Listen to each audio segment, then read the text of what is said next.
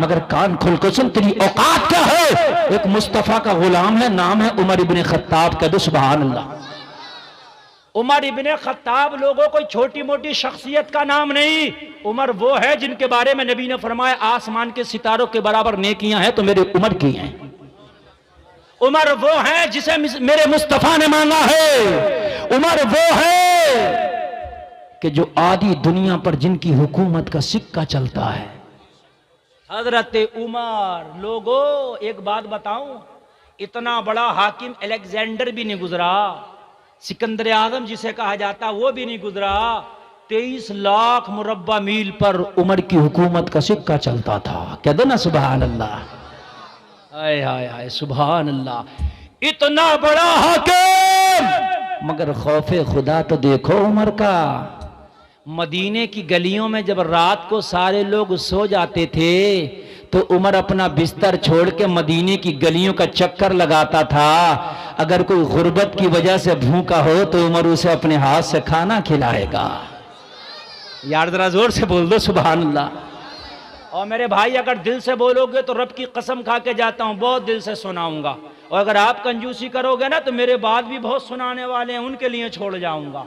Operator साहब आप कंजूसी ना करना, बाजा अपना धमाके से बजाओ। ये फट गया तो कमेटी वालों से नया दिला के जाऊंगा। अरे भाई इतनी मोहब्बत से इन्होंने जलसा कराया है, मजाक बात नहीं है। और जलसा बहुत कामयाब है आपका। और जो आज उठ के चला गया तो मैं ये समझता हूं कि वो जलसा सुनने ही नहीं जानता है, वो सिर्फ टहलने के लिए आया था, वो मेले के लिए आया था।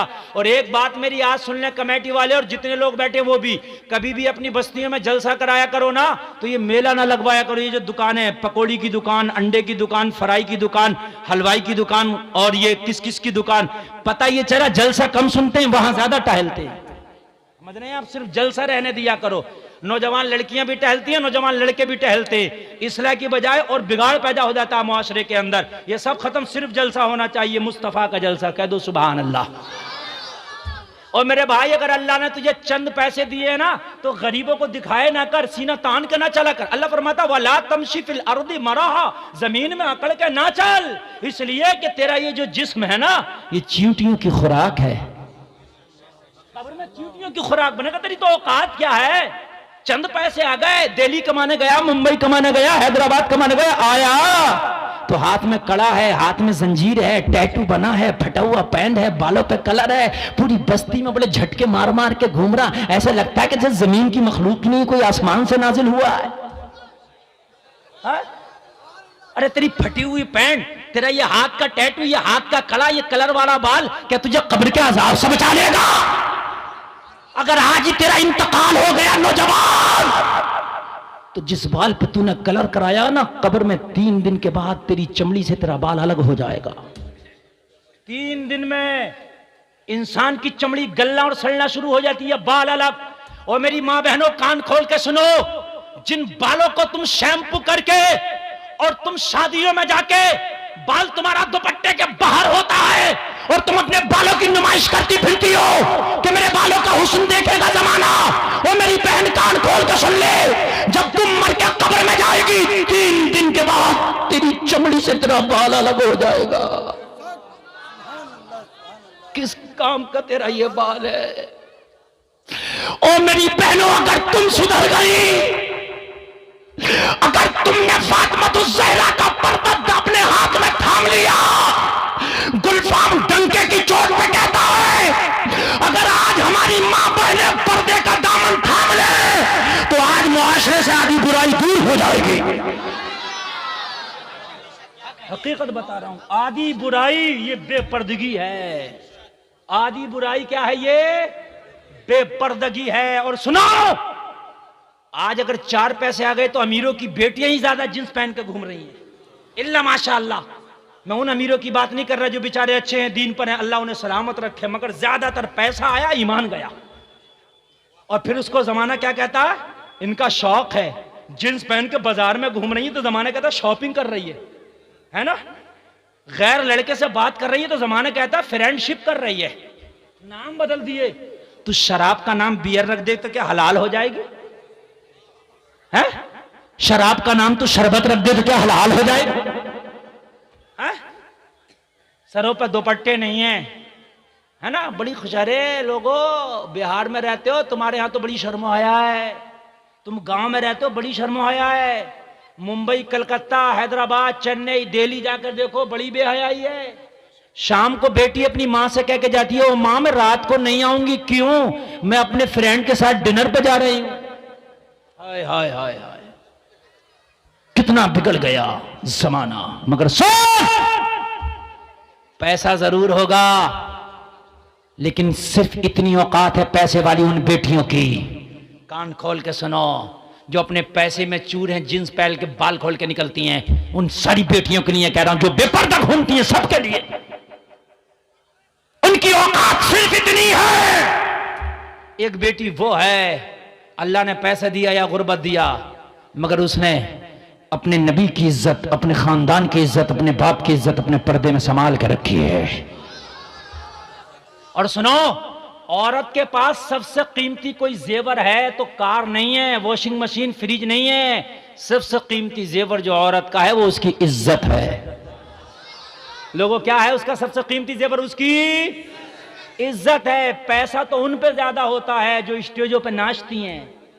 पैसा तो उन पे ज्यादा होता है कि जो अपने जिस्म को बेचती हैं, मगर खुदा की कसम तुम्हारी नजरों में उनकी कोई इज्जत नहीं। इज्जत उसकी है जो अपने सर पे दुपट्टा रख के पर्दे का दामन पकड़ के कनीज़े फातिमा बन के बैठी है।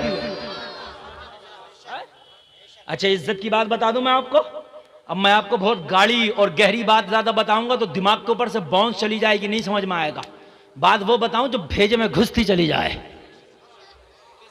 हाँ, मिठाई वाले की दुकान है, हलवाई की दुकान। हलवाई की दुकान जानते हो? जानते हो नहीं?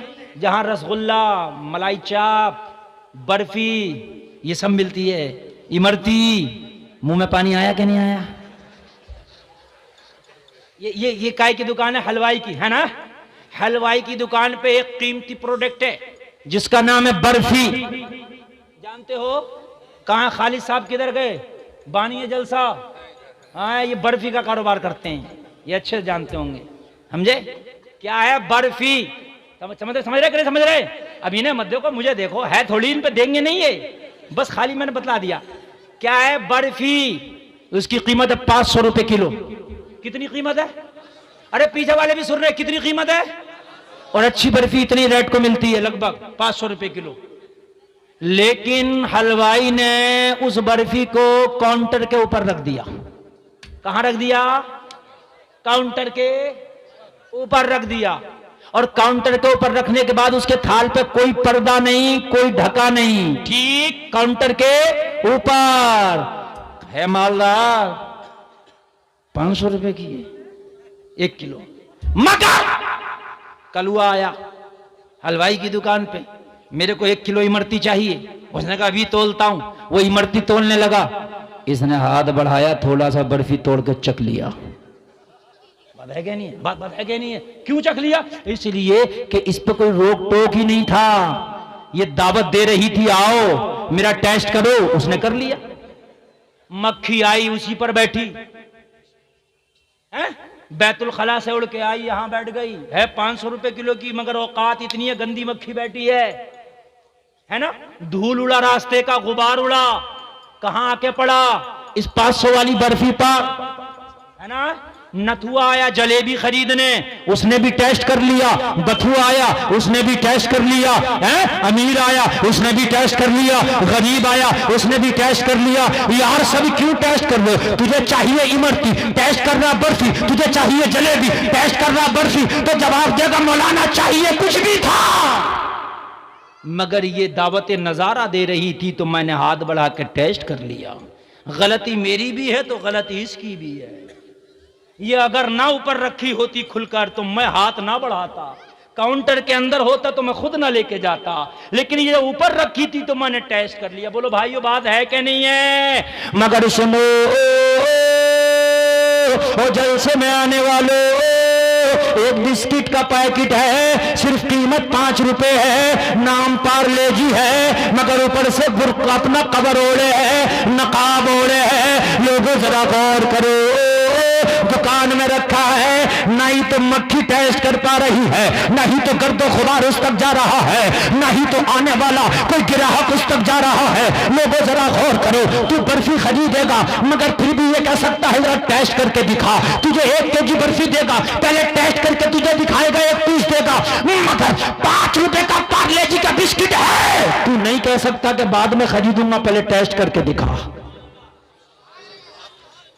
तुम्हारे गांव में है कोई दुकान ऐसी जो पार्ले जी का बिस्किट पहले टेस्ट करके दिखाता हो बाद में बेचता हो? है? अगर तुम कह भी दोगे टेस्ट करके दिखा, तो वो कहेगा कहीं और से खरीद ले, मैं तो पूरा बेचूंगा, पहले पैसा दे बाद में बिस्किट ले। जब पैसा दे देगा तो तू चाहे फिर उसे टेस्ट करना, चाहे दूसरों को टेस्ट कराना, खाना खिलाना तेरी मर्जी, मगर पहले पैसा देना पड़ेगा। वो 5 रुपए के खरीद बिस्किट, तेरे पास कौन सी ऐसी पावर है बिना तेरी कीमत दिए कोई तुझे टेस्ट नहीं कर सकता? तो पार्ले जी के बिस्किट ने जवाब दिया, मैंने जो पर्दा ओढ़ रखा है उस पर्दे ने वो मुझे इज्जत दी है, वो मुझे राइट दिया है कि जब तक कीमत ना दे, जब तक मुझे कोई टेस्ट नहीं कर सकता। वो लोगों कान खोल के सुनो, जो बेटियां बेपर्दा बाजारों में घूमती है सबकी निगाहों का निशाना बनती है, और जो बेटियां चाहे गरीब है पर्दे में रहती है वो किसी का निशाना नहीं बनती। उन्हें वही हाथ लगाता है जो उनका महल अदा कर देता है।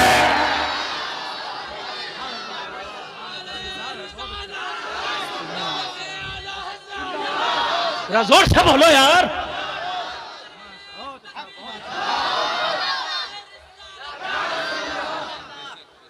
उन्हें वही हाथ लगाता है जो बेटियां पर्दे में रहती हैं, न किसी की निगाह का निशाना बनती हैं। लोगों, न किसी की तिरछी निगाह का निशाना बनेंगी, न किसी की हवस का शिकार बनेंगी। जो बेटियां पर्दे में रहती है लोगों, वो उन्हीं की अमानत बनती है, जो उनका हक महल अदा करता है, जो उनका शौहर बनता है। तो इज्जत वाली वो नहीं है जो बाजारों में घूम रही है, इज्जत वाली वो है जो पर्दे में बैठ के मुस्तफा की बेटी की कनीज बनी बैठी है।